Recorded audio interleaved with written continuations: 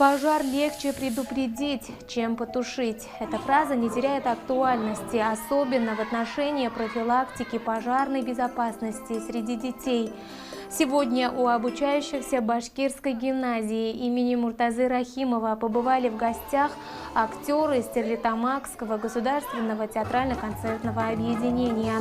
Они показали школьникам сказку Натальи Шор «Приключения с огнем». Режиссер-постановщик Юлия Салбанова.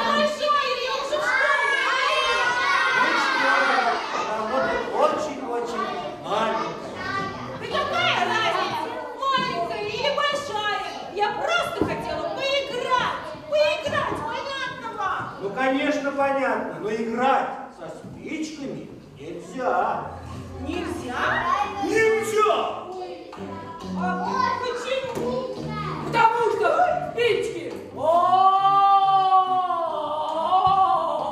очень опасны для людей. Опасны? Да. Это история о одной девочке, которая, будучи маленькой девочкой, она остается дома одна, родители уезжают на работу, и с ней происходят некоторые такие вещи, что связано с огнем, с электричеством. И в этой сказке мы показываем, в большей степени рассказываем детям нашим про то, как нужно обращаться с электронными приборами, с газовой плитой. И надеюсь, наша сказка сегодняшняя понравилась нашим детям. Алло! Алло, это пожарные? Да. Со мною беда. Скорее, скорее, приезжайте сюда. Здесь много огня, здесь дыма полно. А может быть, мне прыгнуть в окно? Нет, не надо. Стоять и ждать? Да. Сейчас меня будут спасать. Да. Адрес? Тукаева, 14А. Поехали скорее! Поехали. Время ждет! Только что ты посмотрел спектакль, да? О чем была эта пьеса? Расскажи мне, пожалуйста. Эта пьеса была о пожарной безопасности. И что ты узнал? Я узнал, что нельзя обманывать родителей, нельзя шалить, нельзя играть со спичками и включать утюг в розетку. Вот что ты скажешь своим друзьям, которые играют со спичками, балуются с огнем? Я им скажу, так играть нельзя, может воспламениться огонь и все может загореться. В этот же день для старшеклассников Башкирской гимназии была представлена драма «Чума 21 века». Тема, рассказывающая о проблеме наркомании, которую играют актеры, актуальна всегда. Мы стараемся передать всю свою боль, всю свою, как сказать, любовь к детям. И они воспринимают настолько близко к сердцу, потому что это чума 21 века, это про наркоманию.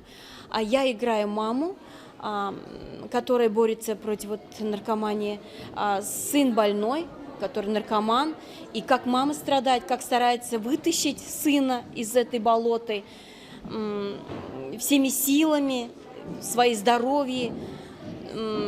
Я помню, даже подходили ко мне дети и говорили, мы никогда, вот после вашего спектакля, никогда не будем пробовать, даже близко не подойдем, потому что у нас есть мама, у нас есть семья, и я думаю, что мы большое дело делаем.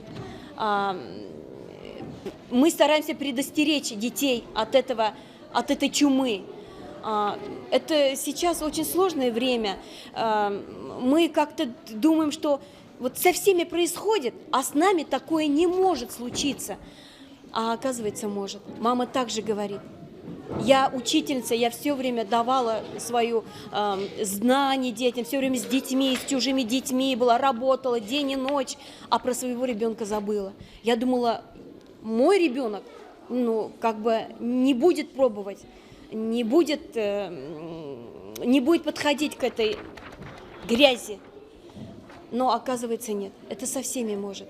И хочу ребятам сказать, вот, дорогие мальчики, девочки, я умоляю вас, как мама, никогда не пробуйте это, потому что если вы один раз попробуете, дальше только смерть. И это страдание вашим родителям. Не думать.